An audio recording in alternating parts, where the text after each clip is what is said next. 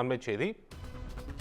Armstrong உடலை பெரம்பூர் பகுஜன் சமாஜ் கட்சியினுடைய அலுவலகத்தில் வைப்பதற்கு நல்லடக்கம் செய்வதற்கான அவரது மனைவி மனு தாக்கல் செய்திருந்தார். இந்த வழக்கின் விசாரணை தொடங்கி இருக்கிறது. கட்சி அலுவலகத்திலேயே அவரது உடலை அடக்கம் செய்ய வேண்டும் என்றும் கோரிக்கை வந்திருந்தது. முன்னதாக மாநகராட்சி இதற்கு அனுமதி வழங்கவில்லை.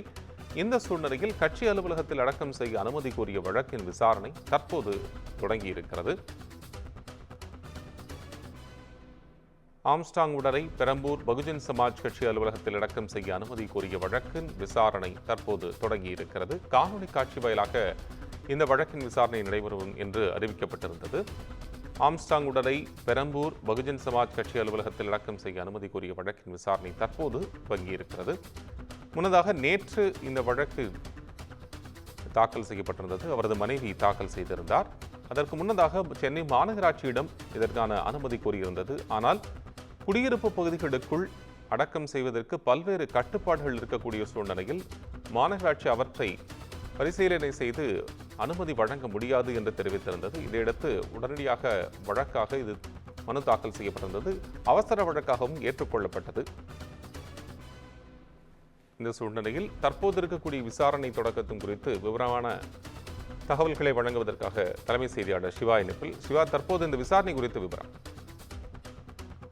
கோபால், பகுஜன் சமாஜ் கட்சியினுடைய மாநில தலைவர் ஆம்ஸ்ட்ராங் படுகொலை செய்யப்பட்ட நிலையில நேற்று அவருடைய உடற்குறாவு செய்யப்பட்டு தொடர்ந்து அவருடைய ஆதரவாளர்கள் அவருடைய உடலை பெறுவதற்கு தொடர்ந்து எதிர்ப்பு தெரிவித்தனர். குறிப்பாக அவர்கள் வைத்திருந்த 2 கோரிக்கை என்பது இந்த வழக்கில் உண்மையான குற்றவாளிகள் கைது செய்யப்பட வேண்டும், அதோடு மட்டுமல்லாமல் சிபிஐ விசாரணைக்கு உத்தரவிட வேண்டும் என்பதுதான் இது அம்சமாக இருக்கிறது.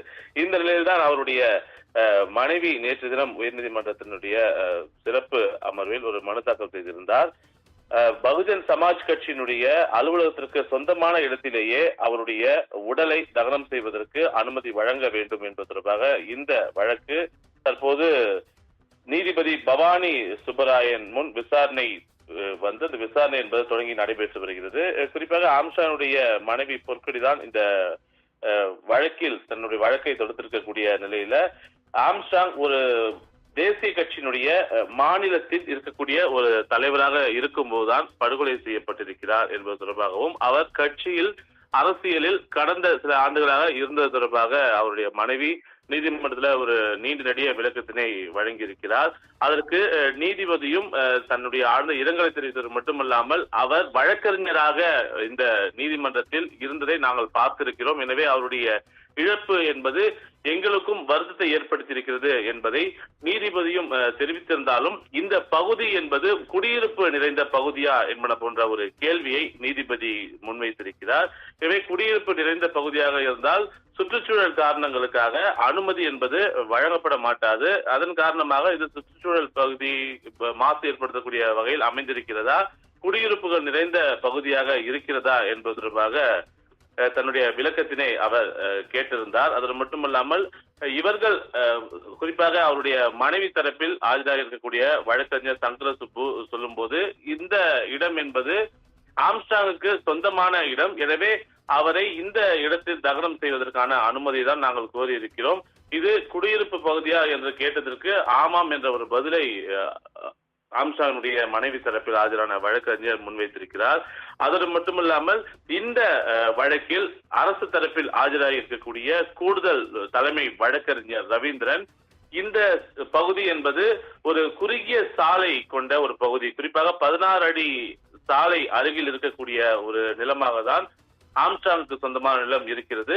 இந்த பகுதியில ஏராளமான வீடுகள் இருக்கிறது. அதன் காரணமாக இந்த இடத்தில் தகனம் செய்வதற்கு அரசு அனுமதி வழங்கவில்லை என்பதை அவர் சுட்டிக்காட்டியிருக்கிறார். அதோடு மட்டுமல்லாமல் அவர் வீடு அமைந்திருக்கக்கூடிய அவர் நிலம் அமைந்திருக்கக்கூடிய இடத்திலிருந்து 1.5 கிலோமீட்டர் தூரத்தில் ஏற்கனவே மாநகராட்சி சார்பில் இடம் என்பது வழங்கப்பட்டிருக்கிறது. அதோடு மட்டுமல்லாமல் ஒட்டுமொத்தமாக 3 இடங்கள் தேர்வு செய்வதற்கு அவர்களுக்கான உரிமையை மாநகராட்சி வழங்கியிருக்கிறது. அதில் ஒரு இடம்தான் அவருடைய நிலம் அமைந்திருக்கக்கூடிய இல்லம் அமைந்திருக்கக்கூடிய இடத்திலிருந்து சுமார் 1.5 கிலோமீட்டர் தூரத்தில் அமைந்திருக்கிறது. எனவே அவர்கள் அங்கு அடக்கம் செய்து கொள்ளலாம் என்ற ஒரு கருத்தை அரசு தரப்பில் ஆஜரான வழக்கறிஞர் ரவீந்திரன் தெரிவித்திருந்தார். இந்த நிலையில அவருடைய விண்ணப்பம் என்பது தற்போது நிராகரிக்கப்பட்டிருப்பதாக பொற்கொடி தரப்பிலிருந்து மாநகராட்சி அரசு தரப்பில் வழங்கப்பட்டிருக்கக்கூடிய இந்த இடம் என்பது தங்களுக்கு தேவையில்லை, தங்களுக்கு சொந்தமான இடத்திலேயே தகனம் செய்வதற்கான அனுமதியை வழங்க வேண்டும் என்று தொடர்ந்து அவர்கள் வலியுறுத்தி வருகிறார்கள். அது மட்டுமல்லாமல் மயானம் என அறிவிக்கப்பட்ட பகுதியில் தான் அடக்கம் செய்ய முடியும்.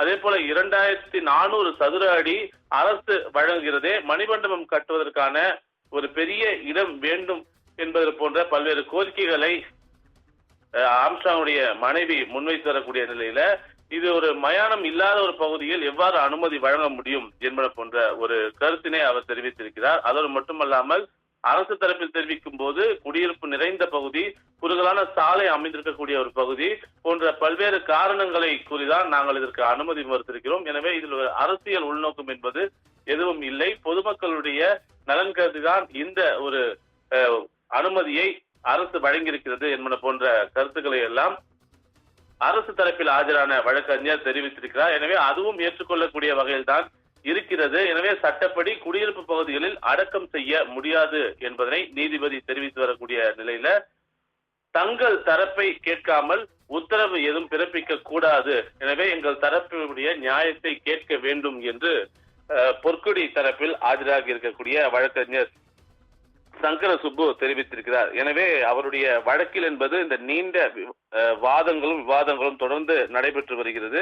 குடியிருப்பு நிறைந்த பகுதியாக இருக்கக்கூடிய நிலையில இதற்கு அனுமதி வழங்க முடியாது என அரசு தரப்பில் தெரிவிக்கக்கூடிய கருத்தினை நீதிபதி ஏற்றிருக்கிறார். ஆனாலும் தங்கள் தரப்பில் இருக்கக்கூடிய நியாயத்தையும் வாதங்களையும் கேட்ட பிறகுதான் உத்தரவு பிறப்பிக்க வேண்டும் என்று வழக்கறிஞர் சங்கர சுப்பு தொடர்ந்து வாதத்தை முன்வைத்து வருகிறார். கோபால்.